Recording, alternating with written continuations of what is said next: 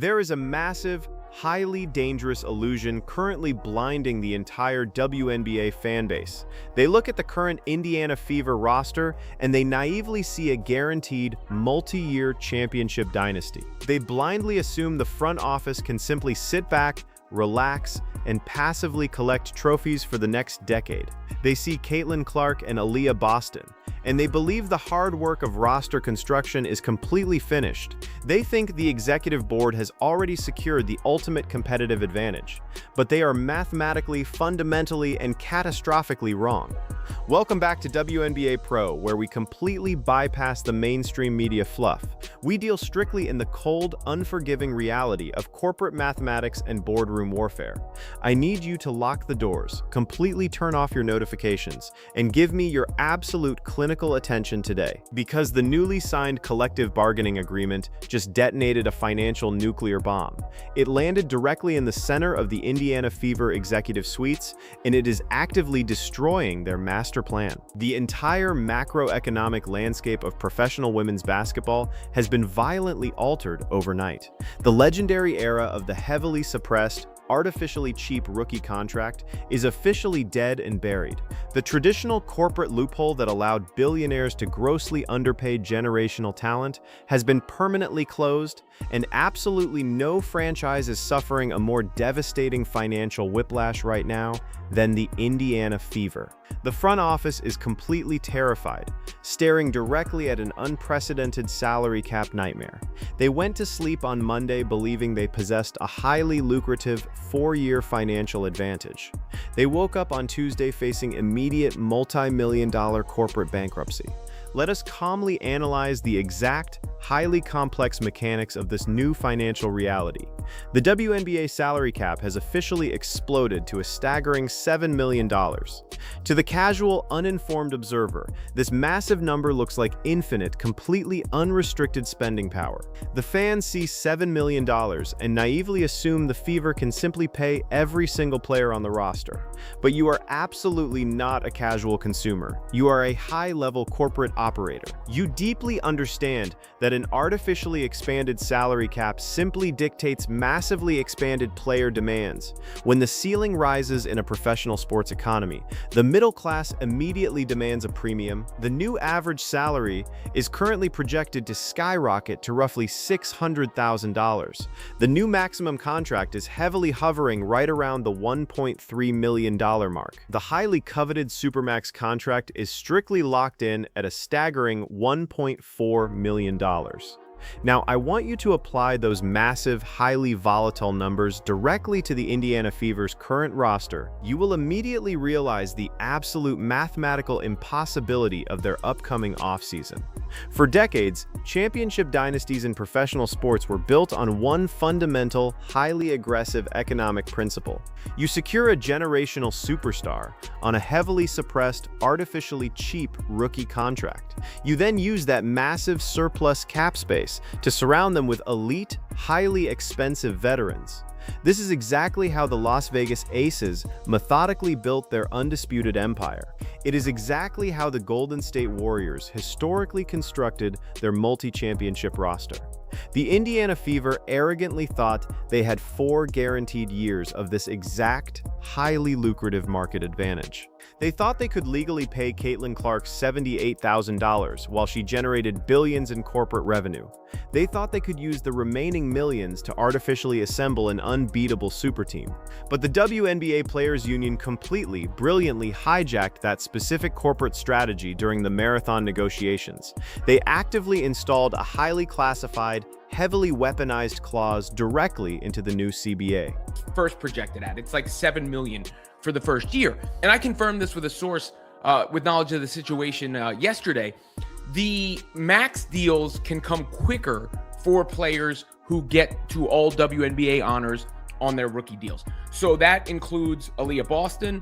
And listen to the absolute, undeniable precision of that leaked corporate intelligence from a trusted league source. I need that specific contractual mechanism to deeply penetrate your analytical processing right now. The Players Union completely rewrote the fundamental financial rules for elite, highly productive rookie talent. If a player actively achieves all WNBA honors on their initial rookie scale contract, everything instantly changes. They immediately trigger a highly aggressive, expedited path to maximum money. They completely bypass the traditional 4-year corporate waiting period and violently accelerate their earning potential. And who exactly are the specific players in the league actively triggering this highly lucrative clause? Aliyah Boston aggressively secured all WNBA honors by dominating the interior paint. Caitlin Clark absolutely secured all WNBA honors by completely revolutionizing the modern offensive game. The Indiana Fever's two most important, highly leveraged foundational pillars are now eligible for maximum capital. They have reached this financial threshold years ahead of the originally projected corporate schedule. The Fever front office did absolutely not plan for this terrifying, highly accelerated financial timeline. They did not mathematically budget for this massive influx of immediate financial pressure. They are now being forcefully pushed into a corner, completely mandated to open the corporate vault. Let us calmly look at the staggering, undeniable math specifically regarding Caitlin Clark's new contract. Last season, she was the single greatest, most highly efficient economic engine in modern sports history. She single-handedly generated billions of dollars in highly lucrative global corporate value for the league. The Indiana Fever compensated her with a highly suppressed base salary of exactly $78,000. In the corporate world, that was arguably the greatest return on investment in the modern history of capitalism. But under the new CBA framework, that microscopic, highly insulting salary is completely vaporized. Indicator. And then when you look at the Clark situation specifically for her, she made 78 grand and change in 2025. That number is going to jump to 530 in 2026. So much closer to the average salary. Still a bargain deal, still an absolute bargain deal. But she gets to the max. Listen to the sheer financial violence of that immediate, highly disruptive salary jump. She is instantly catapulting to over $500,000 for the upcoming season, completely shattering the internal budget. And you must deeply understand that this $500,000 figure is just the preliminary bridge contract. She is mathematically locked to hit the $1.3 million max immediately after this upcoming season. That will be followed directly by the highly coveted $1.4 million Supermax escalator. The Indiana Fever are suddenly bleeding valuable cap space at an absolutely unprecedented, terrifying rate. And the most brutal reality is that Caitlin Clark is absolutely not even the most immediate financial emergency on the roster. Aliyah Boston is officially max eligible right now at this exact moment in the timeline. She is the absolute anchor of the entire defensive structure and the fundamental interior presence of the franchise. She is the highly efficient rim runner strictly required to execute the high-speed, highly lucrative transition offensive system. If you are the general manager of the Indiana Fever, you absolutely must pay her the maximum rate. You simply cannot allow a foundational, all-WNBA center to enter the highly aggressive open free market. So, you immediately, forcefully allocate $1.3 million directly to Aliyah Boston's bank account. Then, you strictly factor in the massive, expedited $500,000 raise for your primary franchise engine, Caitlin Clark. You have already committed a massive, highly dangerous percentage of your newly minted $7 million cap. And you have only mathematically secured 2 single players on the entire 12-woman roster. This brings us directly to the most dangerous, highly toxic variable on the entire spreadsheet. We must calmly address the devastating, multi-million-dollar Kelsey Mitchell dilemma. Kelsey Mitchell just produced a highly efficient, high-volume scoring season for the Indiana franchise. She is an unrestricted free agent in a market absolutely flush with unprecedented venture capital. She is mathematically justifiably demanding a maximum contract hovering right around $1.3 million. If the Fever front office decides to retain her, they are actively choosing to paralyze their own financial flexibility. You absolutely cannot pair an isolation-heavy shooting guard with a transition point guard for a combined $3 million. It is a fundamental clash of basketball philosophies that will completely bankrupt the organization's depth. But if they let her walk, they lose 20 points per game and severely anger their primary superstar. It is a highly toxic, zero-sum game of corporate roster construction, and the math is completely unforgiving. Back of the napkin math right there. So you take those numbers that I just threw at you, and 3.2 million for those two, and then you add 800,000, that's 4 million. That's just with one of Lexi or Sophie. You add another. I want you to critically analyze the sheer, unadulterated financial despair in that napkin math. The brutal reality of the salary cap is actively destroying the illusion of the Indiana dynasty. You take Aliyah Boston at $1.3 million and Kelsey Mitchell at $1.3 million. You add Caitlin Clark's newly expedited $500,000 salary to the ledger. You are immediately staring at over $3 million completely evaporated from your corporate accounts.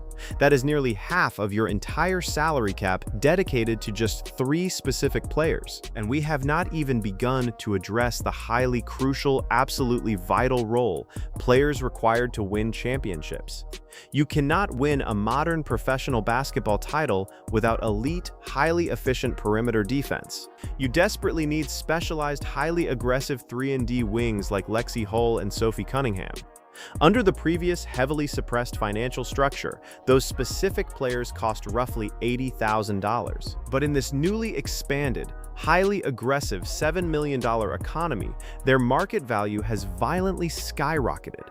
If the new average salary is $600,000, what exactly do you think elite perimeter defenders will demand? They are absolutely going to demand premium contracts hovering right around the $800,000 mark. If you actively attempt to re-sign just one of those crucial role players, your total cap commitment hits $4 million. You are left with absolute financial scraps to fill out the remaining 8 spots on your professional roster. You will be mathematically forced to sign unproven, highly inefficient minimum contract players to surround your generational core. You are actively building a highly vulnerable, completely top-heavy roster that will inevitably collapse in the postseason. The front office is currently trapped in a multi-layered, highly complex financial vice grip of their own making. They are discovering the brutal, uncompromising truth that massive success comes with an equally massive financial penalty. The players' union completely outsmarted the billionaire ownership groups during the CBA negotiations. They aggressively ensured that the labor force immediately capitalizes on the explosive revenue generated by the rookie class. Changes the math, so it makes it seem like an Indiana Fever thing because their rookies were so good. So what was a tremendous advantage, having Clark and Boston locked up on rookie deals, is now still an advantage because they're not free agents, they're not hitting the market. Though I think a lot of the star players are going to stay where they are, especially the big star players. Let that final, definitive corporate verdict echo through the empty corridors of the Indiana Fever executive suites. The legendary, highly coveted competitive advantage of the cheap rookie deal is completely, permanently dead.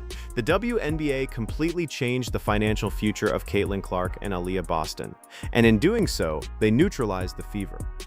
This specific, highly weaponized rule change makes it mathematically impossible for Indiana to build a traditional super team. They will not be able to actively target high-priced free agents in the open market. They will not be able to casually stockpile elite veterans on artificially suppressed contracts.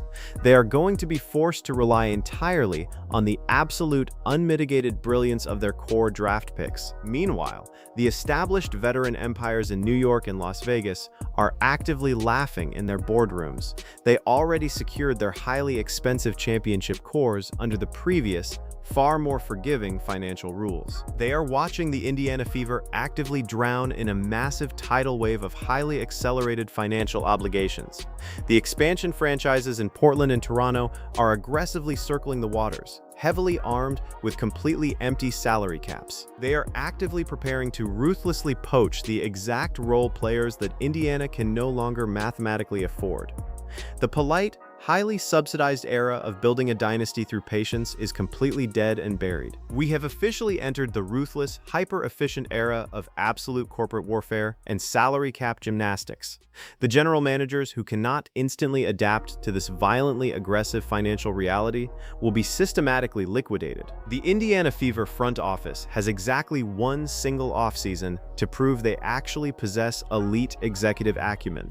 If they miscalculate a single contract or overpay a single veteran, they will completely close their own championship window. They will commit the ultimate, unforgivable corporate sin of completely wasting the prime athletic years of a generational anomaly.